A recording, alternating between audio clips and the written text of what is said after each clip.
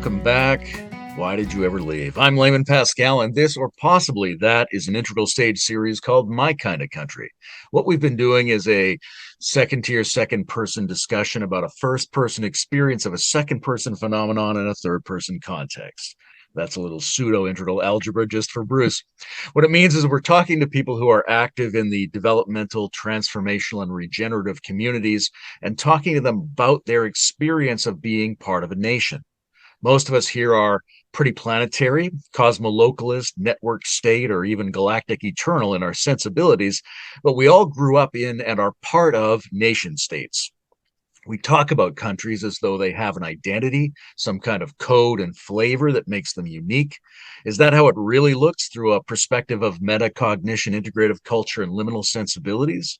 Does a second renaissance require us to move on from the sense of nationalism, or do we need a richer, better, updated, more sacred civic spirit? And if so, where do we get one of those? Here to help me ponder this is German author, educator, paradox theologian, and my friend Oliver Griebel. Hi, Oliver. Hi, Layman. How does it feel to be German right now?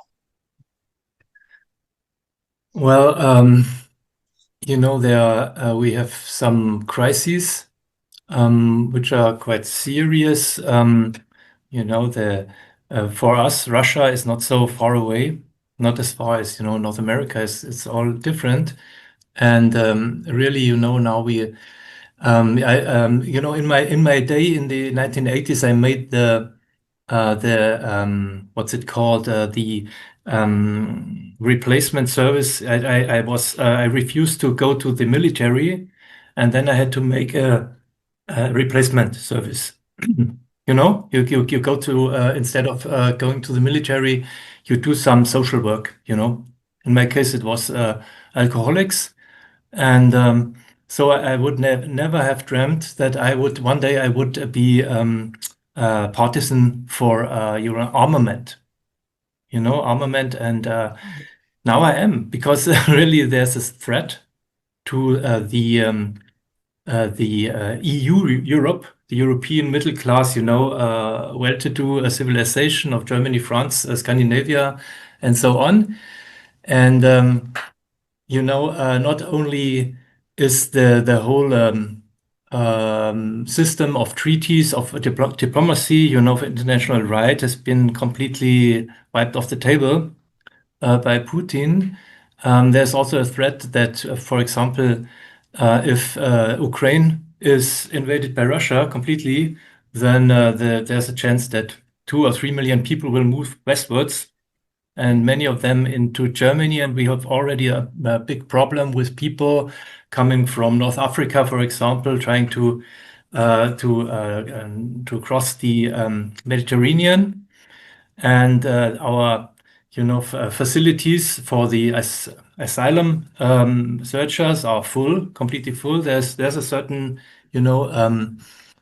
overstrain, and Germany is one of the most affluent countries, most comfortable, most stable countries. But there's also the phenomenon that maybe this is the last time that a coalition of this traditionally so-called big coalition between the Social Democrats and the Christian Democrats will be possible at all, because the right-wing populists are rising constantly. And it's only a matter of time when these two former big parties won't be able to have a majority, and then they will be forced to take the Greens into a very big coalition, and this will be maybe the big bourgeois front, the last bastion, or the last fortress. And this is not science fiction. This is in 4 years, and this is kind of for me, this is kind of amazing or unsettling that all the middle class parties are needed to get a 55% majority. And in Germany we think in terms of majorities. There's not this American problem, this American system where, like Trump, you can have 51% and you get 2/3 of the seats or of the electors. That's a completely different thing. And so there's a real there's pressure to get things done for the middle class parties, the centrist parties, if you wish, this famous center. And this is not a good feeling for me because now we had a coalition, maybe the last left-wing coalition in the history of Germany, of the Social Democrats, the Greens, and the Libertarians. A little 5% party of Libertarians, and the Libertarians have made opposition in the coalition, and they blocked in public and also in behind the scenes. They blocked the project of the other partners, and finally the coalition collapsed. And now we have this big so-called big coalition with 52% of the delegates in the parliament. So now they are really will be forced to get things done, and unless otherwise there will be maybe the right-wing populist party alternative for Germany. They will rise from 25 to 35%, 40%. So this is not a good feeling, and politically, it's really a very shaky feeling. Also, the Gaza conflict and the Persia-Iran conflict and so on. It's, for us, this is not behind the ocean. This is, at 2,000 kilometers from here. So everything feels unstable. And, just as an aside, because you and me, we are part of a participatory and integral or meta-modern scene, or whatever you might want to call it. And there's a big problem with a certain how it's called, a regression, worldview regression from a certain postmodernist milieus. All of a sudden, you get anti-Israeli reflexes. And I'm someone who is very, very, very unhappy and very also revolted against the politics of the Netanyahu government. But you never hear from the postmodernists. You never hear about the people who are tortured and killed by Hamas. And this is like the same thing with COVID. It's just some years ago, this has triggered a kind of even more than before a de-intellectualization, and the soft-headedness always gets worse, and that's a bad feeling too, because I since maybe 2012 in Germany, I tried to invigorate the integral movement and meta-modern movement, postmodern movement. And I had, for some years, I had a group with 300 participants, which is not so bad, if you consider that the Germanophone countries have maybe 100 million inhabitants, and the North American and Anglophone maybe 500 million. So this is another scale almost.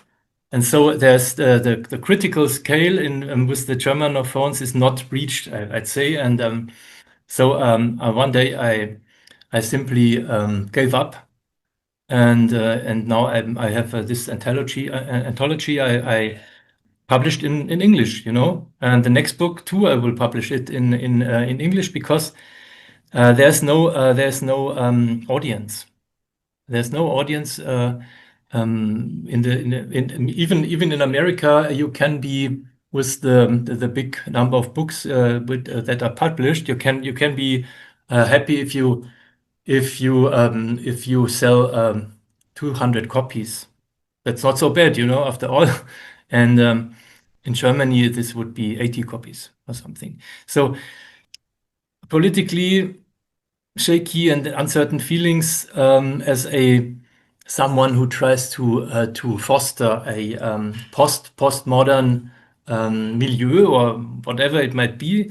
Bad feeling, almost no hope left. I don't know what we should do to after 30 years from 1995 on, 1995 to now, it's 30 years, and not much has happened with the audiences and public. So that's not a good feeling as a German. I feel I feel more resonance in North America, and I hope we can do something in the future. But that's another topic, regarding the Germanness, the feeling of Germanness. It's mixed emotions, because we have reached in Germany we have not those problems with, for example, fundamentalist Christians. No problem at all. These are in Germany. These are minorities with 3% of the population. Last year, for the first time in history, the quote, not quote, the quote, the percentage of the believers, of the Christian believers, has dropped below 50% for the first time. And this, I have sympathies for Christianity, but this is a good sign in my view, all the same. So yeah, and it is still you can raise children in a good way. Where I'm living in southwestern Germany, we have not these these old industry metropoles with 30% of immigration and problems in the schools. We don't have that. In Stuttgart, we have, still we have Bosch and Porsche and Daimler-Benz. So economically, we're doing pretty well, And I'm living from the crumbs, as a teacher, as a tutor. I'm living from the crumbs who are falling down from the table, and I'm living well in a cozy little, suburb of Stuttgart with lots of wood, of forest, and lots of old cozy buildings. And so personally, I have a good niche, and I have some time left to write my texts, to write my books, and I have some contacts with North America, for example, which is a fine thing. So this is a good thing. So mixed emotions. There's some comfort. Then again, I'm 61 years old. I will have to work another 9 years, I think, because I don't have paid enough with the insurance. But and my kids are 13 and 15, relatively good age, two boys, and they are not too much affected by some frightening phenomena of late modern civilization. So I'm doing fine on this front. So mixed emotions. I have to say, yeah. Things are, it's relatively stable and working out reasonably well, at least for you, but probably for a lot of Germans at the moment. And yet there's a shaky vibe. There's uncertainty about the political infrastructure. There's a lot of dangers nearby, and there's not a sense that there's a thriving audience for development or for kind of a future. Yes. Do you think of yourself as a patriotic person? Mm.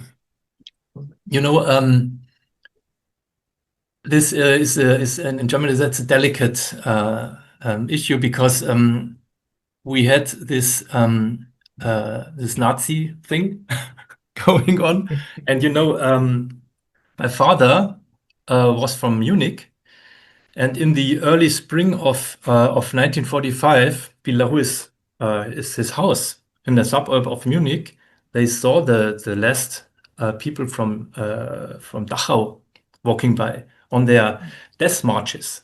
So this is really experienced history. But my father, so my father, he knew that this was crime in pure form, but he also was what's called Großdeutsch. That means he and his it was influenced by his uncles who thought that Alsace and Pomerania and Silesia had to come back to Germany, and best we should reunite Germany and Austria. So all the Germans into one state, and they were very enthusiastic and also a little bit hysterical about this. But all this has collapsed after the war. I'm not, and my father could never, get off these early formative influences. He could never get really rid of it. But I was not raised in this ambience. I was raised in a little village in Bavaria, rural Bavaria, and Bavaria is has a very strong and beautiful German culture, but this has nothing to do with nationalism or imperialism. Nothing at all, but it's a cozy feeling. It's a beautiful dialect. It's a beautiful, the leather shorts and all the things. And this is really something that gives you a feeling of belonging and a feeling of pride and a feeling of joy to be part of this. And has nothing to do with the Bavarians. In Bavaria, Hitler has never had a majority. The majority was always with the black ones. That is the Catholic, the party of the Pope, and and this this Catholicism hasn't really reached me either. But I'm very connected with southern Germany, Bavaria. For me, Austria is almost more my Germany than Berlin or Hamburg. So for me, Germany is a cultural space. It's also a very beautiful space of thinkers. I can read Friedrich Nietzsche in original. I can read Georg Hegel in original, and I had done it, and I was quite disappointed by Hegel all my life. So I'm not a patriot. I'm also very much a European cosmopolitan. When I was 20, I had a French girlfriend, and I lived with her for 2 years. And this has very much has been very formative for me. I can read everything in French. I can talk much better French than English, naturally, So I'm not in the position to be a chauvinist. It's impossible. And also, as you know, I have also affinities with the Anglophones, and the US. For example, through I love very much rock music and pop music from Great Britain and from North America. Canada, Gordon Lightfoot, Neil Young, plenty, Joni Mitchell. Gods of pop music or of pop is also is a little bit. It's not the right word, but you know what I mean. So I am too much. I grew up in a very cosmopolitan mood and the surroundings and background, and so I can permit myself to love my country, my home country of Bavaria, and also Germany. I like, there are some things I like in Germans. When I was small, I liked to be with With the Germans, when I was young, the Germans were still very much bullied, by French and English, less so by the North Americans. But I'm also always on the side of the bullied person. So this was good for me. This was right for me. You get Germany gets all the bashing. One more reason to be for Germany, but without any, imperialism or hegemonial feelings. So I have a very good feeling about Germany. I have a bad feeling about, you might not know, but in the 1870s, there was the hegemony of Prussia on all of Germany except Austria. And the south of Germany is a bit different from the other regions. So there was an immense pressure, cultural pressure, even after the Second World War, who nearly has destroyed the southern German influence. Also, you hear it in the language, you hear it everywhere, and this hurts. This hurts me. But this is an inner German thing. And just to give you an impression about the field of tension, because for a Canadian, there's Germany is one block, but it's not one block. It's a quite big nation with certain, also cleavage and breaks and differences and polarities. But globally, I'm not very much into cheering when Germany wins in football. I like it and I cheer with the goals, but then I stand up and it doesn't matter to me if I just don't like when the Italians win because the Italians are so sure of themselves. Or the Dutch, so I like them to lose against Germany. But that's still another. I like Italian. I am also a Latin teacher, and every Latinist is a friend of Italy. That's natural. So, okay. Yeah, it's interesting when I talk to people and I ask them about the nation states, right? If I talk to somebody in Britain and I say, "Do you feel British?" They usually go, "Well, no, I feel Scottish, or I feel like I'm a Londoner," right? Do you feel like the nation state is something that's going to continue to be necessary in order to help the planet move forward, or is it something we have to grow beyond as quickly as we can? Um, you know, um, there's one problem, but this is more a problem of language than of nation-wise organization. Um, and the Anglophones are not aware how difficult it is for the other language spheres to deal with this lingua franca, which is English worldwide. This is for me is like I'm not competing with you right here, but I can't express myself as I could in German or even in French. So this is a handicap which is not fair, but that's the way things are. And in Europe, it's but to get back to your topic, in order to organize a people in a modern way, in the best sense, in a civilized way, you have to have a population or a majority of population, best three quarters, who can who can exchange and understand the things the politicians say and the newspapers say and the internet says, because otherwise they won't be able to form a judgment about what politics they want to be made and what party they want to leave. And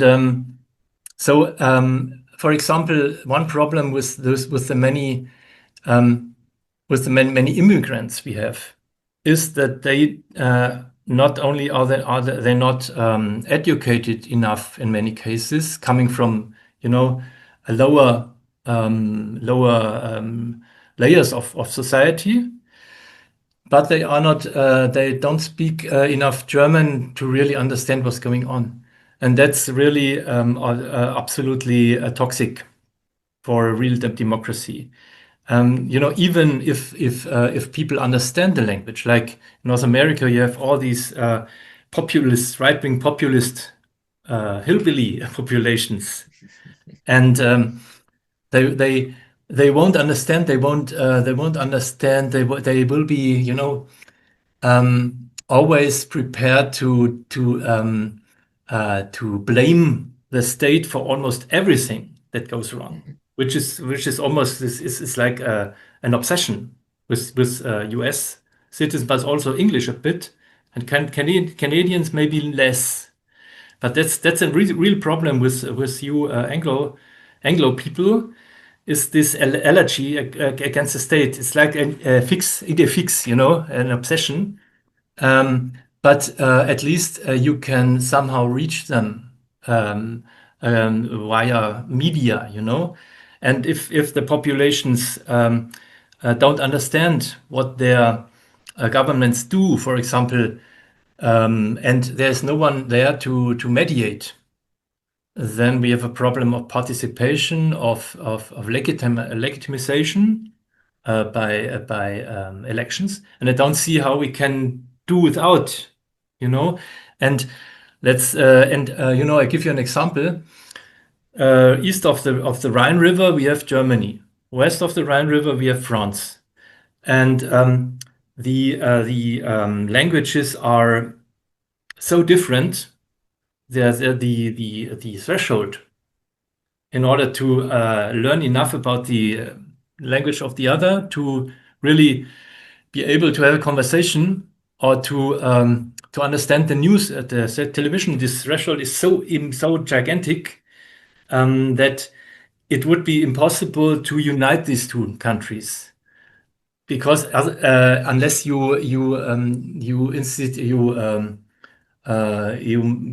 take English for the official language, which would pose new problems, because then no one is understanding it, almost no one, enough to really participate in that democracy. So I think that nations have to be run in a language that most of the population understands.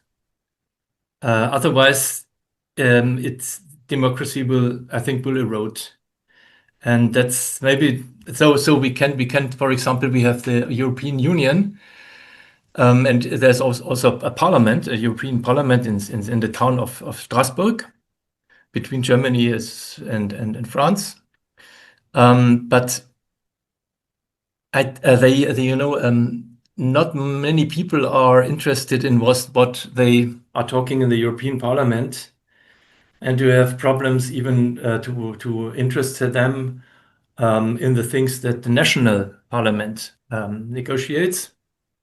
So, I would say I'm glad that the nation states are still to this day small enough to more or less have a language which most of the population understands. That would be my answer. Theoretically, ideally, a world union would be a good thing, maybe. But if you look at countries as big as China or Russia, you see that they are almost too big to be run democratically, and in a way that respects the civil rights, the human rights. It's obvious. So I always wonder how you're doing in Canada, for example. It's such a huge country, and there are people living in Baffin Island or the Northern Territories. How do they participate in democracy and at this distance? But they have television. Of course, they have television. They are Native Americans, so they will be left aside a bit, anyways. But most of what is happening, I think, is happening in the big towns of Toronto, Quebec, and Vancouver and whatnot. Yeah, Montreal. How are they doing with the French in Canada? Lately I saw an emission in on YouTube where French Canadians were discussing if Carney was talking good enough French and criticizing how sometimes he didn't know where he was going at with his French. And I thought to myself, you can be really glad that you French speaking and English speaking have managed to get this close and live together this well, because most Anglo speaking Canadians likely don't talk French really. And so this is working quite well. Okay. But almost every French-speaking person, I think, talks very well and understands everything in English. So there's no problem on this front, or no big problems left. So yes, that would be my answer. We need um, some not convergence, but the language and the nation state covering, or on the same spot in order to make democracy work, participation work practically. Yeah, I mean, there's a lot I could say about the Canadian situation, but your answer is very interesting to me because one of the questions about what the like next scale, the planetary kind of human civilization looks like is what are the pieces, like what are the organs in the body of the world, right? Are they the nations? And maybe it's better to think, well, maybe they're language zones, right? It's Yes. only a nation if everyone in that nation learns to adequately speak a particular language. But there's Mhm. another problem that goes along with that, which is Putin makes this argument, right? That, oh, these people speak Russian and live near Russia, so they're Russian, and we should be able to extend our nation to include them Mhm. because basically we're a language block. Yes. So that's a little bit tricky. Yes, but this is absolutely absolute regression to the end of the 19th century. Germany and Italy and everyone had tried to make the national borders coincide with the population, and and I think Russia is really a kind of a very freakish regression, in a modern way, which makes it even more eerie to look at. And you know, there have been problems in Ukraine with the Russian speaking being marginalized and bullied a little bit. Um, and but you know. This is the Putin Russia is definitely a real big problem on almost every domain, because now Germany is really arming and spending, I think, 500 billion of euros in the next 10 years for armament, in order to make sure that Russia cannot blackmail us, not in order to aggress them or to attack them. That's ridiculous, but in order not to be blackmailed and bullied.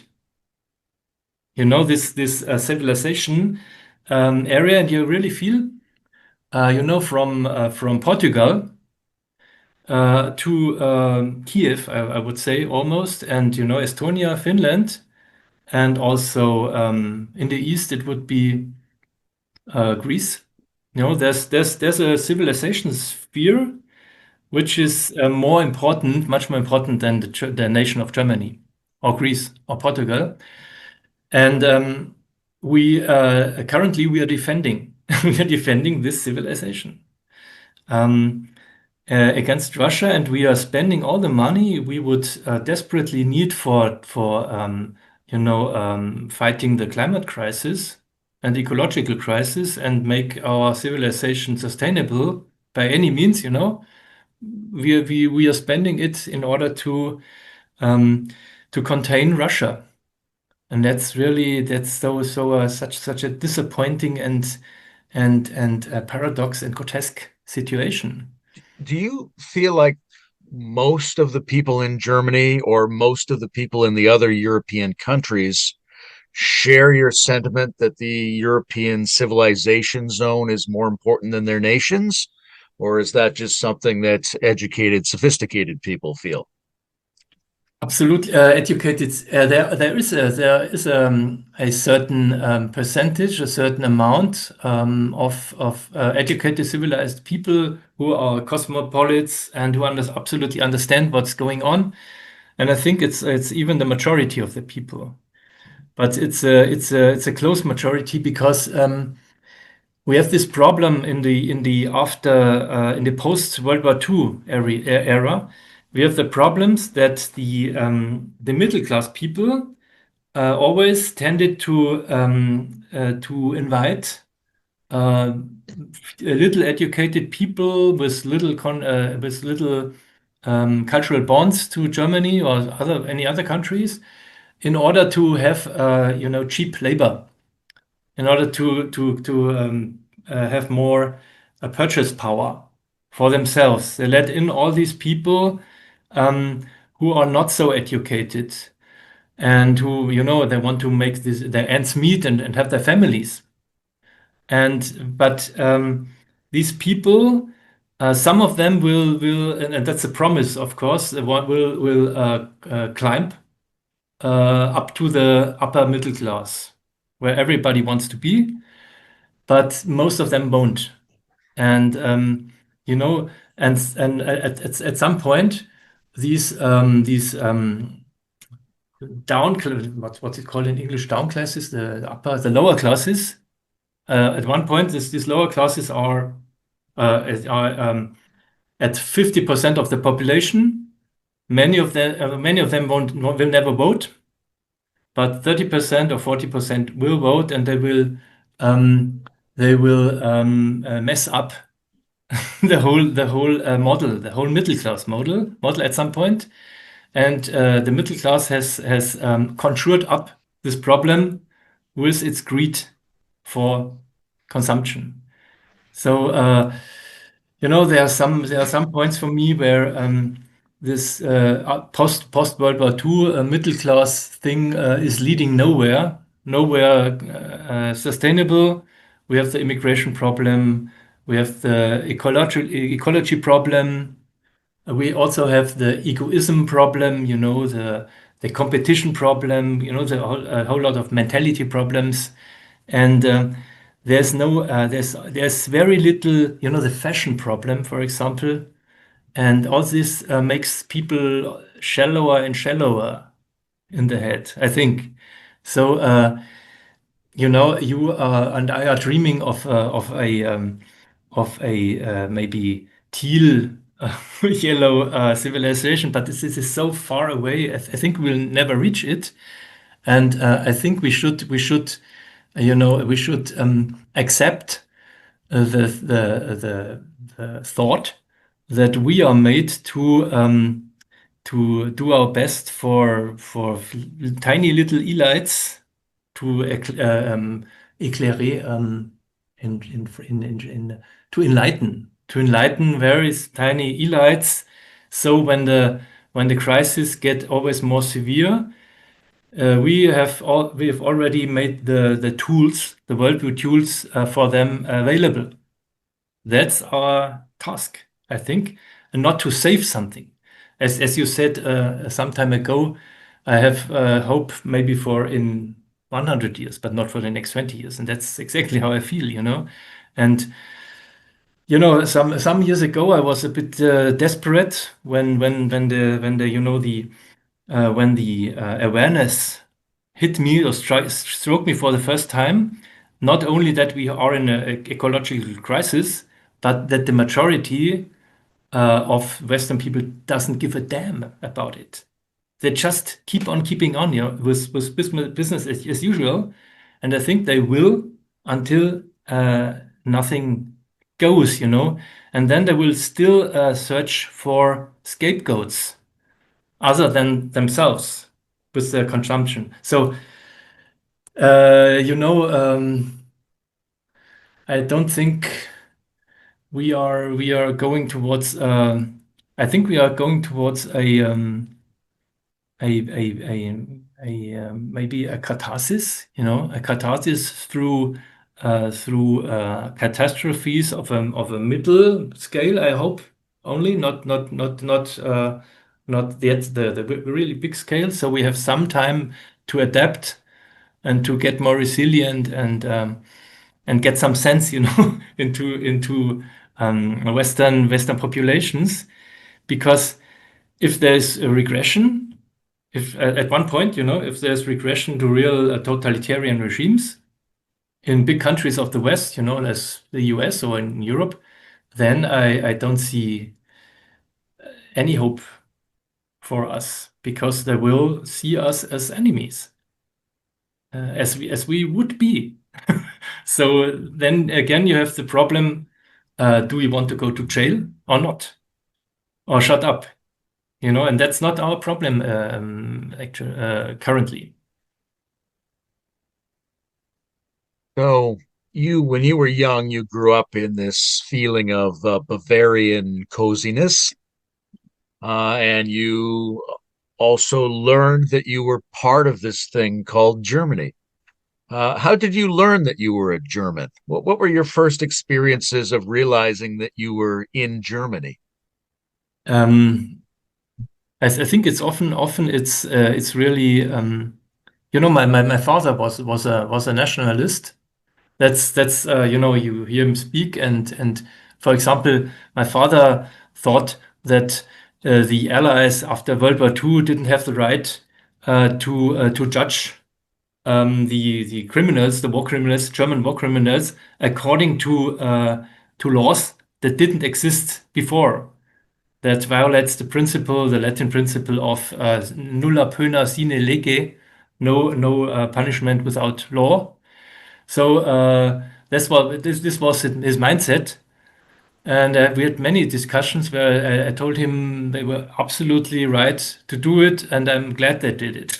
So there's a point where you get aware. You in Germany, it's inevitable to be aware of the crimes of you know, the Second World War, and otherwise, it's not like the Canadians. The Canadians and the Americans speak the same language. So the feeling, the national feeling, is not linked to the language. But in Germany, it's pretty much linked to the language and culture because you can't distinguish, you know, all the songs, you know, everything is in German. All the wit and all the laughing, the jokes, you know, everything is German. So um, this is like you swim in it like a fish.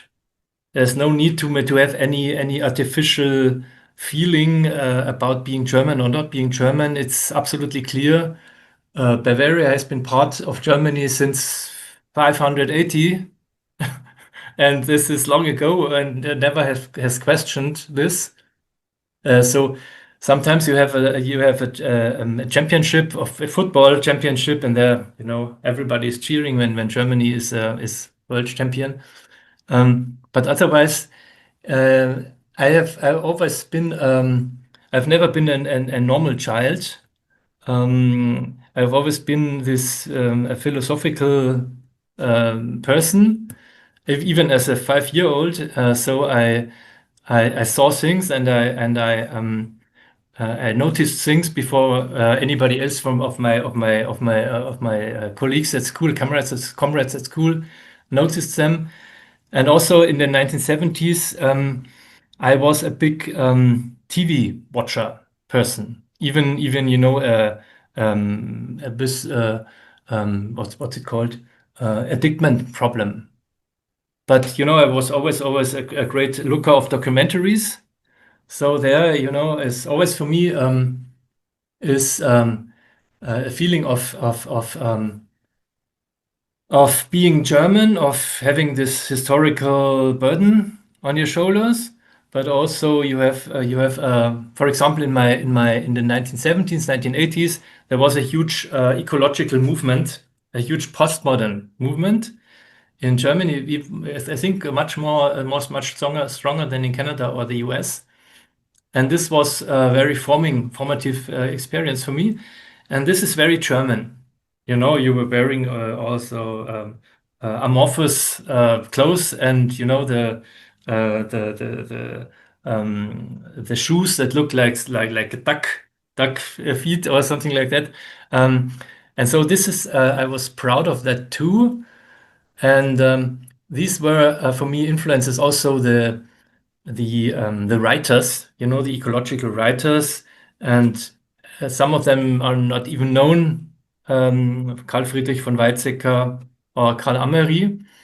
And I really felt and I realized that there was a big conscience of the ecological problems coming.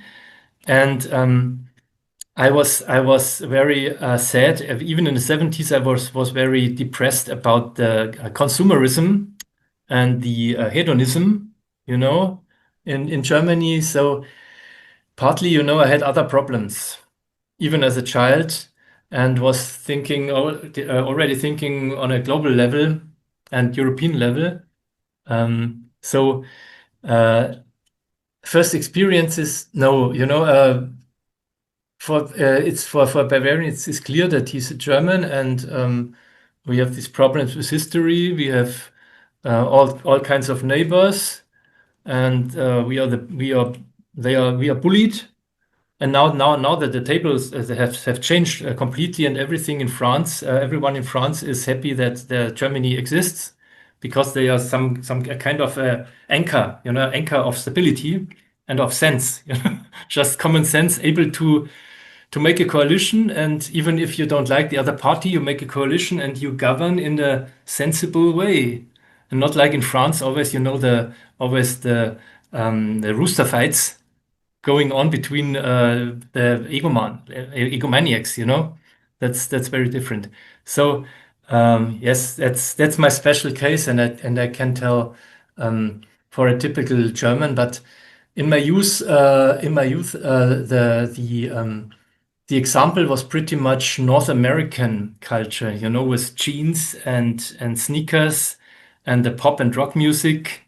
This was our you know, our compass culturally, not Bavarian countryside. You know, the square people in my village with their, you know, their hedges, neatly cut hedges, and their ties and suits.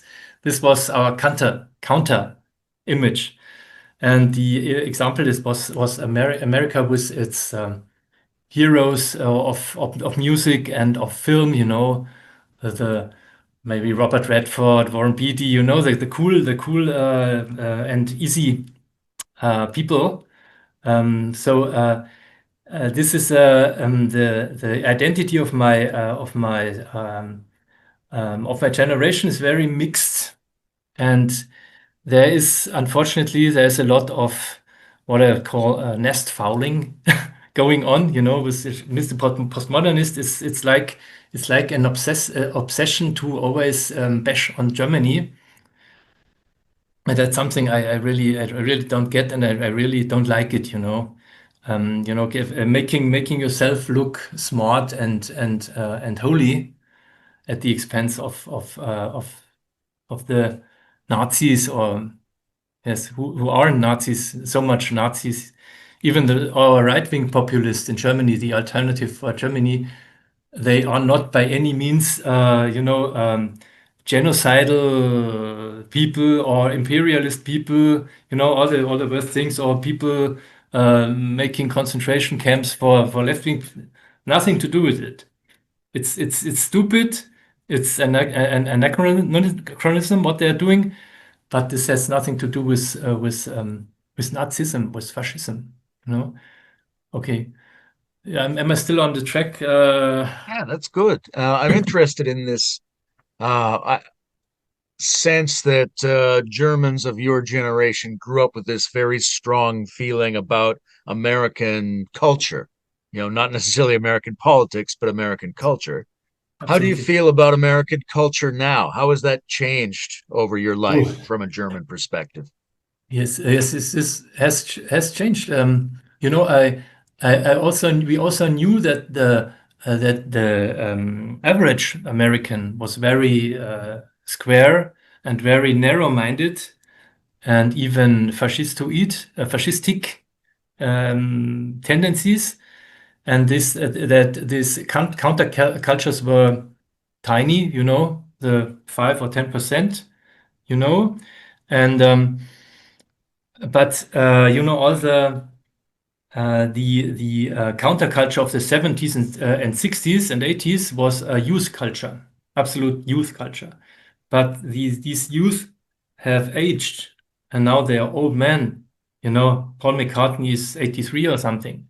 Warren Beatty is a old man, or whoever it is, and many of them have died. So this the spirit of renewal and of youth and of also sex and smoking shit and whatever you like, and even drinking more than is good for you, all this and also the a certain what's it called, um, sleeping around mentality. All this has proven not to be the solution by any means. This is another extreme. They went from they came from an absolutely square, disgusting, empty picture, and they did exactly the contrary.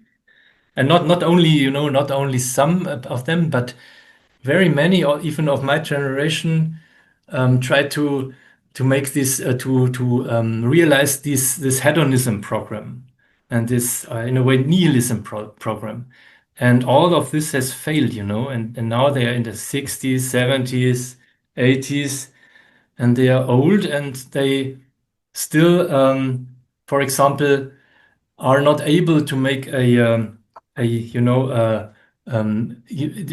there's a movement in Germany where older people make communities, to live in their old age together, um, and it's not really working very well, because they're difficult personalities. They have really really great problems to live together and make things work, even in the little core family, but also in a communitary background. It's difficult, the dream is broken, and I think there's a huge hangover. There's a huge hangover in certain milieus and generations about what they wanted to achieve and wanted to be, and what now shows can be doesn't lead to wisdom, or even aging well is difficult. I'm 61. Why I'm 61? I always have been the youngster, and now I'm 61. What does it mean? You have to face the facts, and that's difficult.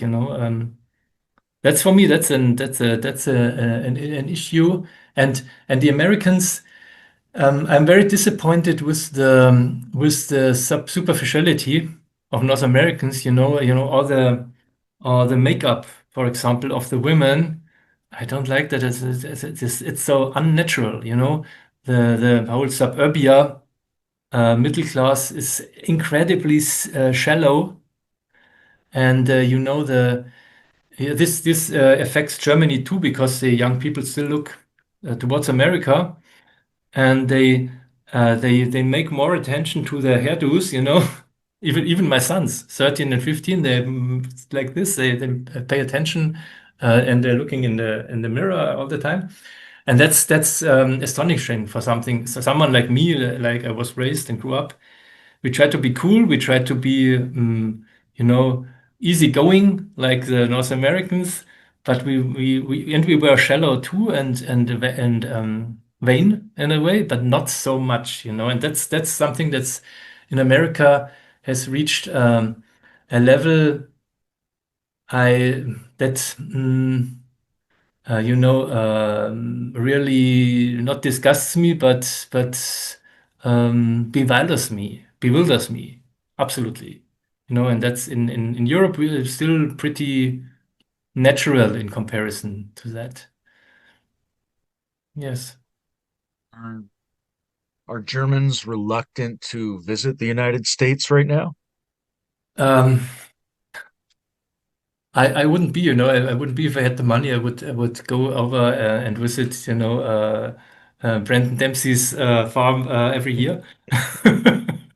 But I haven't the money and the time for it. No, I think that German, the Germans, the French, for example, the French are not are not so close to the Anglophones. The Germans are pretty closely related to the Americans, like the Scandinavians. So they love the whole thing. The language is so easy, relatively, and the people are so easy to approach and so on. And uh, everybody would like to go to America, and but if you're alluding to the Trump administration, um, I don't think they would cause me problems, or I don't think that people who want to go to the US won't go because of some would go maybe like rather go to Canada because it's easier and it's very American too. Our New England way of American too, that's a good thing. I'd love to go to Quebec, to Montreal, for example, and there's the Saint Lawrence stream, all the nature, it's incredible. And I'd love to see it. Maybe one day I will, but I think Germans generally they love England, they love even more the US and Canada. They love, yes, Australia, all the big countries, but they see also the big problems with addiction, with obesity, with the fundamentalism, the Christian fundamentalism, with the, right-wing populism, and also the ignorance, ecological ignorance. And this is so we are a little bit mixed in our once again in our emotions, but generally everybody loves it. That's a clear thing.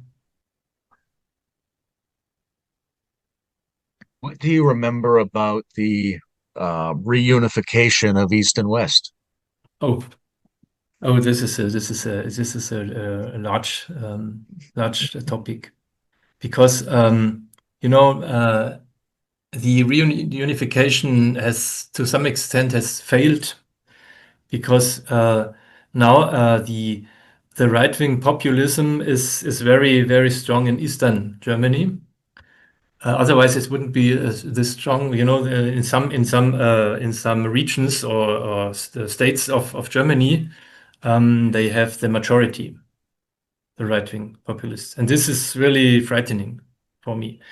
So, and also there's this very strange sympathy with Russia because after all, Eastern Germany for some decades they were the remotest province of the Russian Empire, and normally you won't sympathize with your former colonizer or not colonizer, but whom you were the protectorate or the colony or something like that, and or satellite state.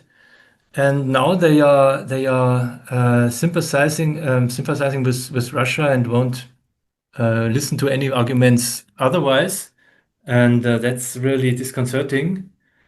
But when you go, we made a bicycle tour along the River Havel from across to the whole Eastern Germany, and the people are very likable. The people are very generous and always helping you.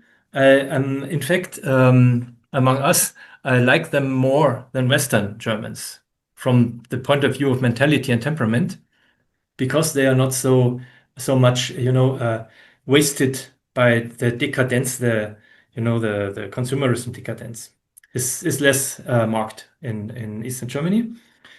But politically, there is a divide, and I think they are seeing themselves as the victims. There's a victim mentality, this which is very strange because, um, but they lost so many jobs and factories that this has shed a very bad shadow on Germany, on the nation of Germany as a whole.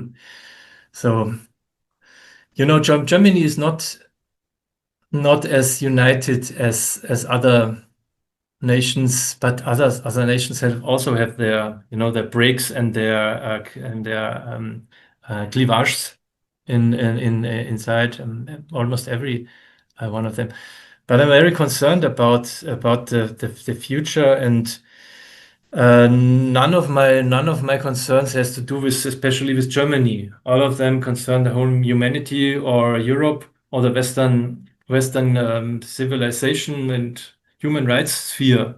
These are my concerns, and I don't know what about Canada, how you see it. It's also, I think, if I were a Canadian, it would I would be very concerned to be drawn somewhere by the US in a direction that I don't like, because they're so huge and we are so small, and they will um, they will tear us with them in any given precipice.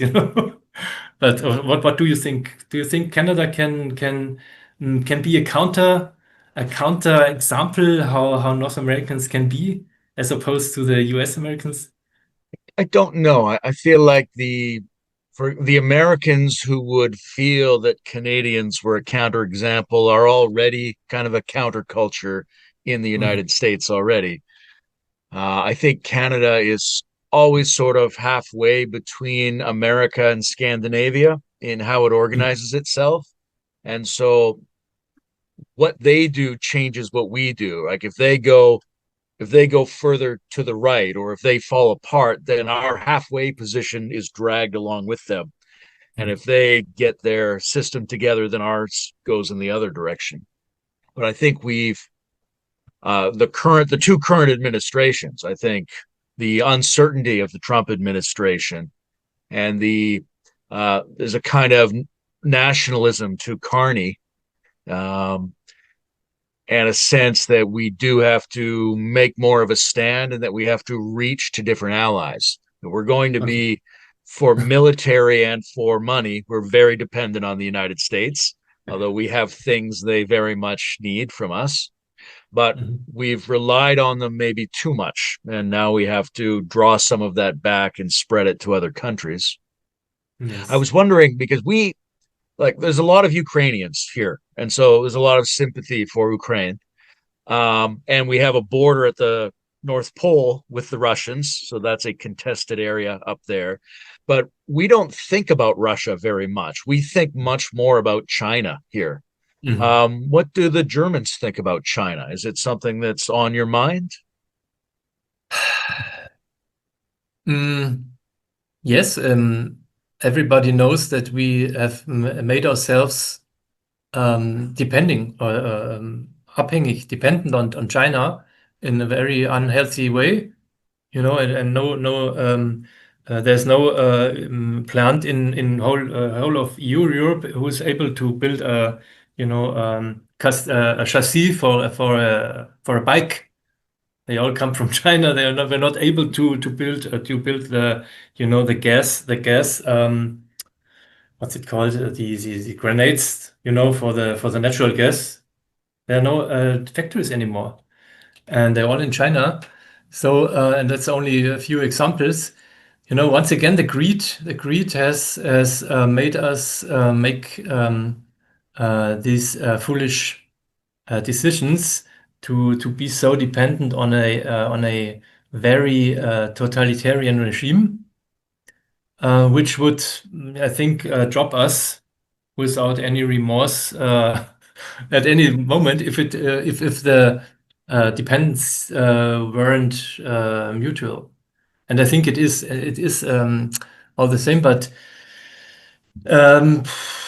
I can only hope that China will make the transition, the post-fuel transition as quick as possible. That they don't have all the resistances to overcome that democratic nations have. They can decide this, from scratch, from up to top bottom. And I hope they will do it, but because otherwise, I think we have, my sons will not have a good time in terms of climate in 2050. Myself, I'm 61, so I will likely be dead by this time, but they will be 40 or something. And this is really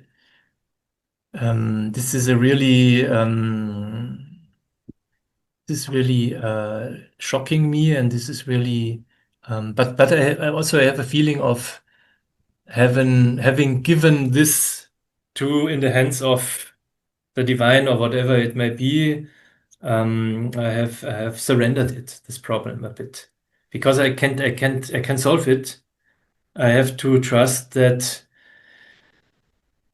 we may find a way to keep our humane civilization going, and even help other continents with it. But I don't know. I'm very concerned. All in all. You made the argument that probably we're not going to get big civilization transformation very soon, and that people who can see more should be producing tools that will be of use to people in catastrophe. The other argument, in a way, other than being sort of, well, we should be elite and, on like a network of hermits who are working on our special products, is that we should engage in the cultural battle more directly. Right? So a lot of people I talk to are like, they think it's a problem that these people are not going into politics more, right? That we should be more on the front lines. Have you ever Yes. been tempted to go into politics? I am. I'm part of the Green Party. And the Greens, it's astonishing, because the last separation, or the last divide we had with COVID, and lots of esotericists and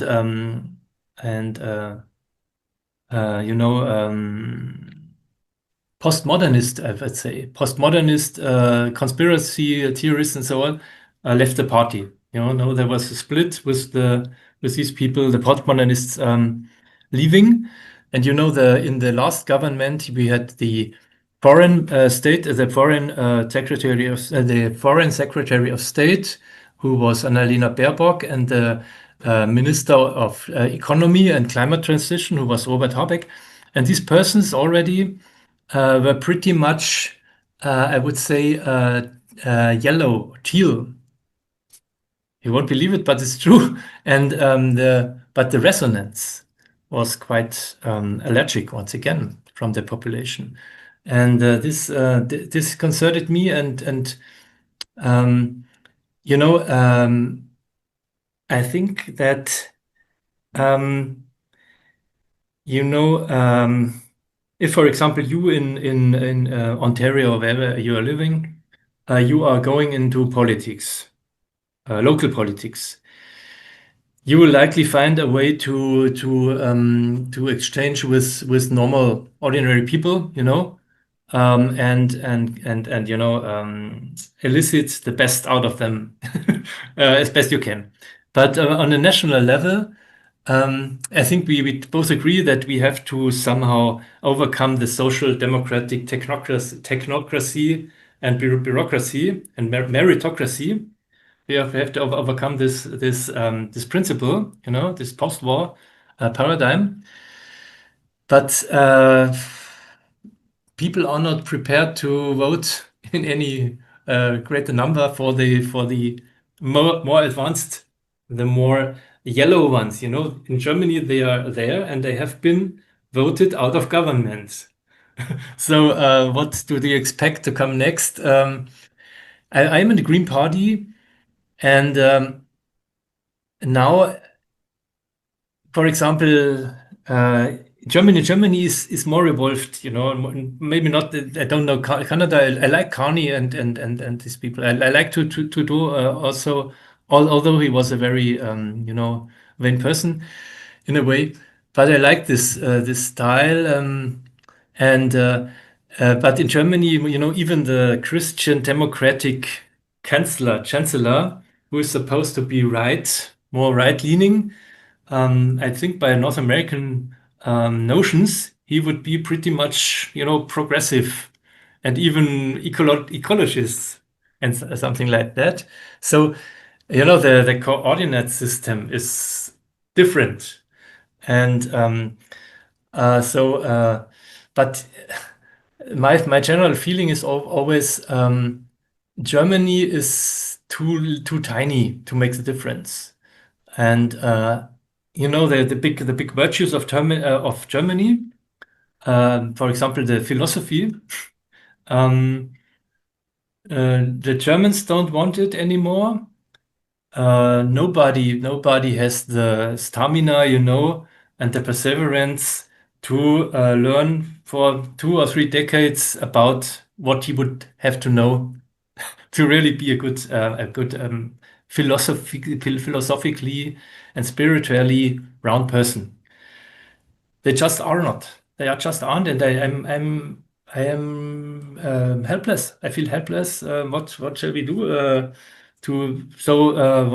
will I do? I will write the next book, and after that, I will write the next book and try um, to help the community a bit, build the community, and yeah, that's all. And I think I'm a very un-German. Do you remember the novel by Hermann Hesse, the glass bead play or game? Game. Like an elite of theologians traveling around, and you never get to know what this game actually is. But this that's how I see the integral and postmodern and metamodern scene. And even in this novel by Hermann Hesse, I think this also such an end time, a little bit of an apocalyptic time with crumbling structures, and that's how I see the future, pretty much. And so I'm not very concerned with my Germanness, except that I can't speak English as I would like to and be and witty and as I would like to be, and I could be in German. But I do my best, and I hope this will go on.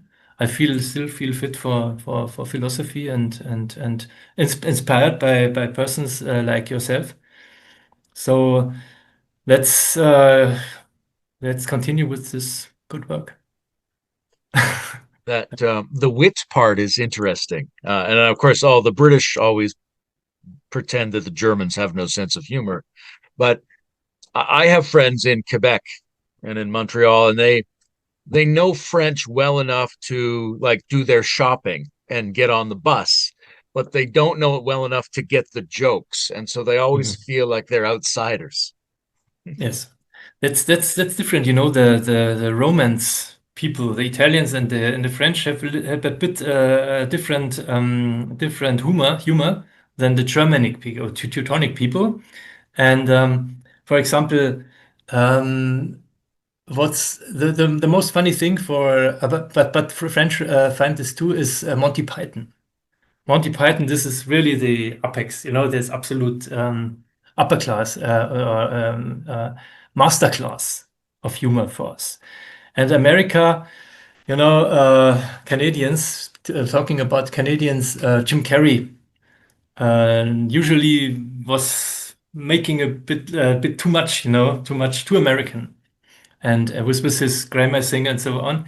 But I think this is for Germans. This is a good thing. The English humor, American humor. Let me.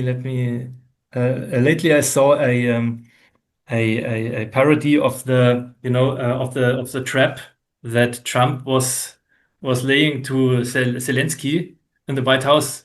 Have you witnessed that? This was a No. classic. And he received Zelensky, and then they started to give him to make him to tell him, why haven't you said thank you for all the weapons? So they really had laid a trap to him, literally. And at the Saturday night, what is it called? Saturday night, the comedy show in America. Saturday Night Live, they made a parody of this, and this was absolutely hilarious.